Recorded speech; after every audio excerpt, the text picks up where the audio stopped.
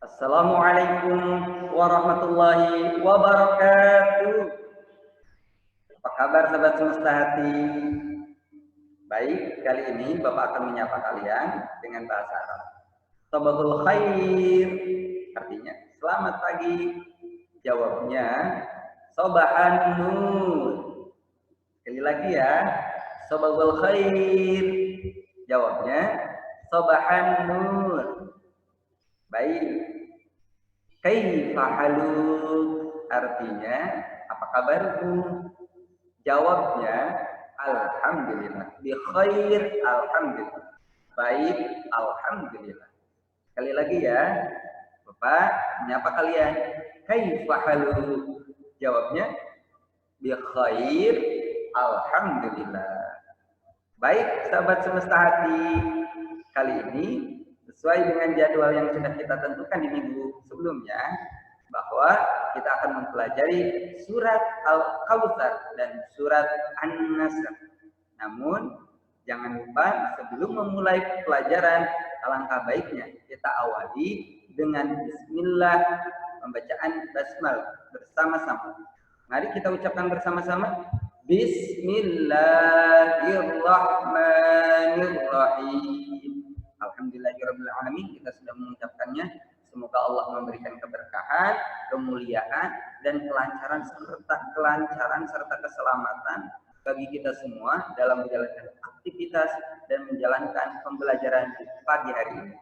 Baik, teman-teman semua, seperti yang sudah Bapak tentukan minggu sebelumnya, apa kata kunci untuk membuka pelajaran pendidikan agama Islam dan itu dipengerti? Kata kuncinya apa? Baik, ucapkan bersama-sama. Semesta hati, semesta bertasbih. Yeay. Bagus. Untuk kelas 3, kali ini kita akan mempelajari surat An-Nasr dan surat Al-Kautsar. Namun sebelumnya, Bapak akan mengajak kalian untuk membacakan surat Al-Kautsar. Di sini sudah ada yang tahu surat Al-Kautsar? Bunyinya seperti apa? Oke, kita baca bersama-sama ya. Bapak akan membacanya melalui aplikasi. Oke, di sini kita baca bersama-sama. Kita awali dengan ta'awudz. A'udzu billahi minasy syaithanir rajim.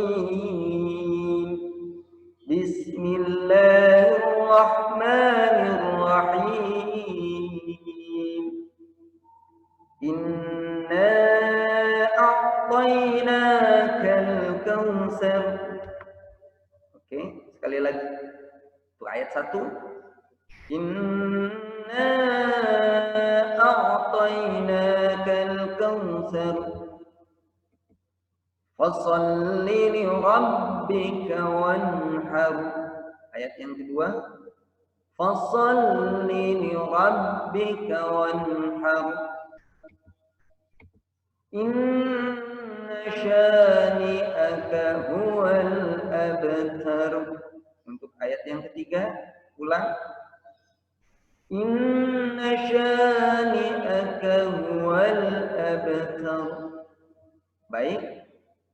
Sekarang sedikit-sedikit Bapak akan membahas dan memberitahu kepada kalian makna dari surat Al-Kautsar.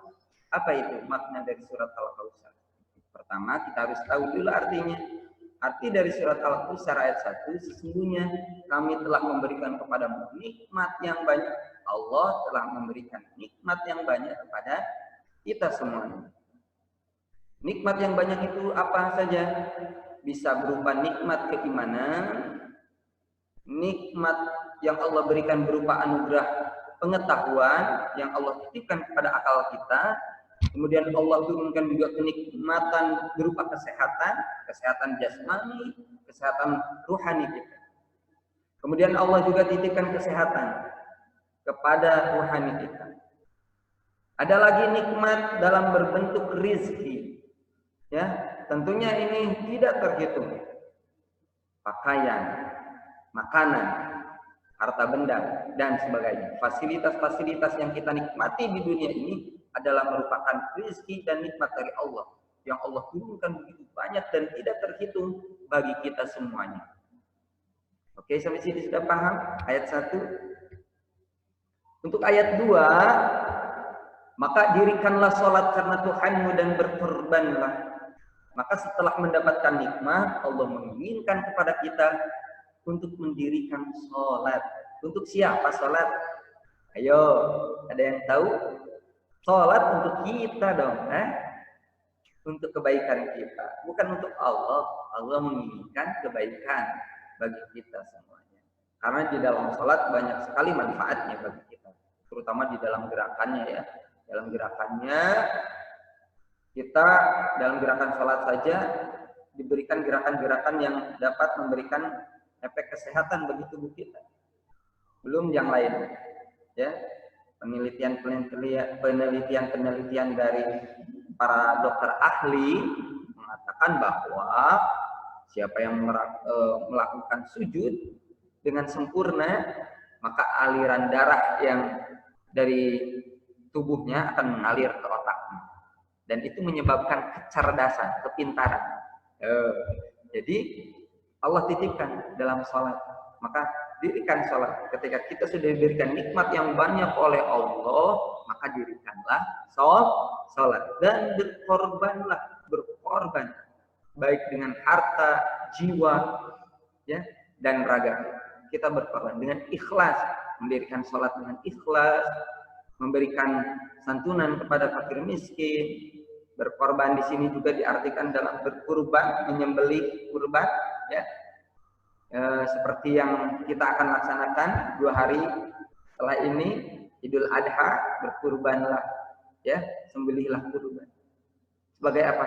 Sebagai bukti kita rasa syukur kita kepada Allah dan berbagi rezeki kepada orang lain. Ya, jadi setelah mendapatkan nikmat, alangkah baiknya berbagi kepada sesama, berkorban dengan apa yang ada. Kalau kita punyanya ilmu pengetahuan, maka berkorbannya dengan pengetahuan kita. Kita bisanya alif ba ta sa, ajarkan kepada adik-adiknya, maka itu sama dengan berkorban. Kemudian apalagi berkorban? Kita punya rezeki hanya 500 rupiah, kita sumbangkan kepada orang lain yang membutuhkan, maka itu juga berkorban. Banyak lagi, apalagi dengan hal ini. Pakaian yang sudah tidak dipakai tapi masih layak, kita sumbangkan kepada orang lain, itu juga berkorban. Ya, banyak bentuk-bentuk berkorban itu. Ya, jadi setelah mendapatkan nikmat kita harus berkorban, sholat dan berkorban. Kemudian inna syani'aka huwal abtar, sesungguhnya orang-orang yang membenci kamu dialah yang terputus. Jadi orang yang membenci kepada Rasulullah, ayat ini menunjukkan kepada Rasulullah, kalau ada orang yang membencimu wahai Rasulullah, maka dialah yang terputus. Orang yang membenci setiap nasihat-nasihat darimu, perintah-perintah yang datang dari Allah melalui mulutmu, mereka orang-orang yang benci dengan ajakan kebaikan darimu, maka mereka lah orang-orang yang terputus. Dari apa? Dari rahmat Allah, dari pertolongan Allah. Kalau kita ingin pertolongan Allah, maka ambil itu, jangan menolak. Ketika ada perintah dari Allah, maka laksanakan. Itu ya makna dari surat Al-Kautsar. Cukup sampai sini, paham? Oke, itulah makna dari surat Al-Kautsar. Ya, selanjutnya kita juga akan membahas surat An-Nasr. Sedikit kita baca kembali surat An-Nasr ya. Oke. Kita cari surat An-Nasr-nya.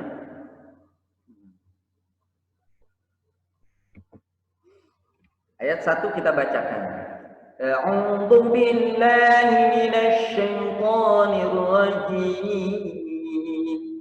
Bismillahirrahmanirrahim. Idza jaa nasrullahi wal fath. Sekali lagi kita ucapkan bersama-sama. Idza jaa Oke, ayat kedua. وَرَأَيْتَ النَّاسَ يَدْخُلُونَ فِي دِينِ اللَّهِ أَفْوَاجًا. Kita ucapkan bersama-sama.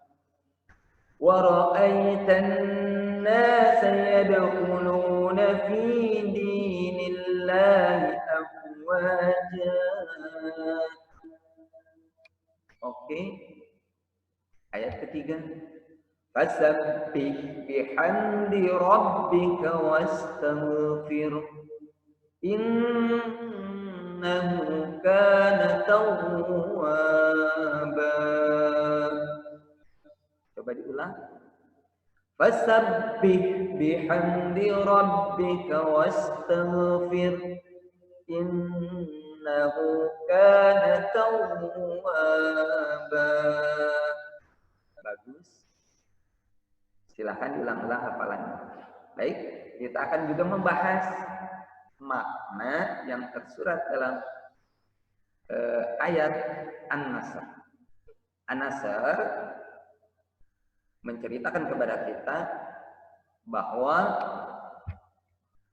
apabila datang pertolongan dari Allah dan kemenangannya bagi kita semuanya, ya, ini asbabun nuzulnya ketika itu hendak penaklukan kota Mekah.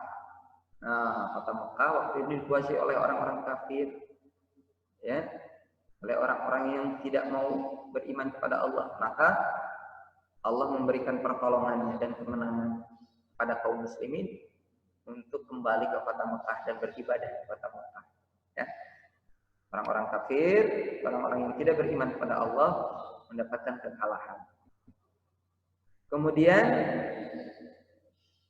apabila datang pertolongan dan kemenangannya dari Allah, ayat 2-nya, dan kamu lihat manusia masuk agama Allah dengan berbondong-bondong. Maka ketika ada pertolongan Allah dan kemenangannya, tidak ada seorang pun yang dapat menolak, ya, atas pertolongan Allah. Tidak ada pun satu seorang yang bisa menghalangi, ya, menghalangi kehendak Allah. Ketika Allah mengatakan semua orang-orang akan memeluk agama Allah dan beriman kepada Allah, maka semuanya akan masuk ke dalam agama Allah dengan berbondong-bondong. Tidak usah ditinta lagi, ya. Tidak usah kita tunggu-tunggu lagi.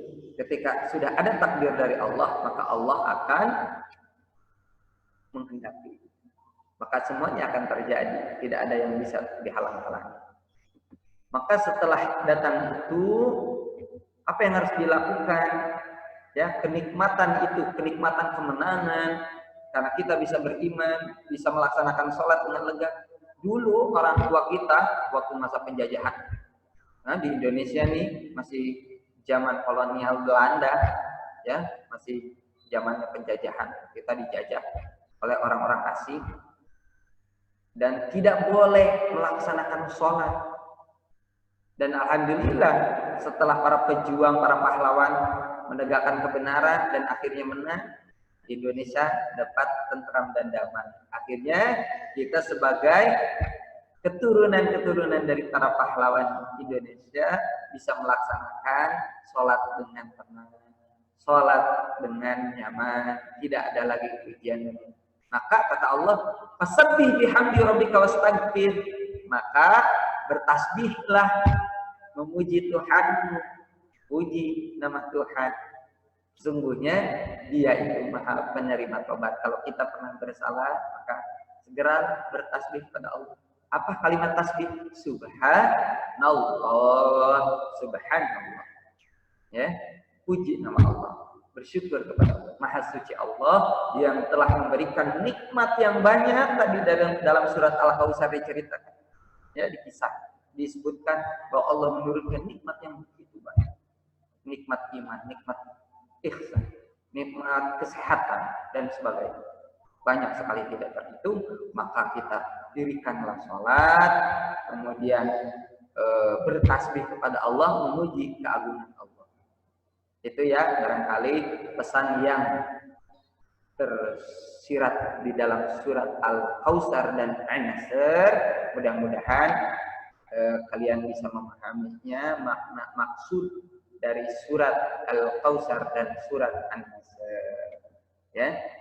Jadi surat Al-Kautsar dan surat An-Nasr begitu indah sekali, walaupun 3 ayat, tapi menjelaskan, menegaskan kepada kita bahwa setelah mendapatkan kenikmatan dan pertolongan dari Allah, maka hendaklah manusia ya mendirikan sholatnya, bertasbih kepada Allah, dan selalu bertobat kepada Allah, dan hendaknya berbagi kepada sesama ketika mendapatkan kenikmatan. Itu barangkali ya yang bisa kita kaji dari surat An-Nasr dan Al-Kautsar.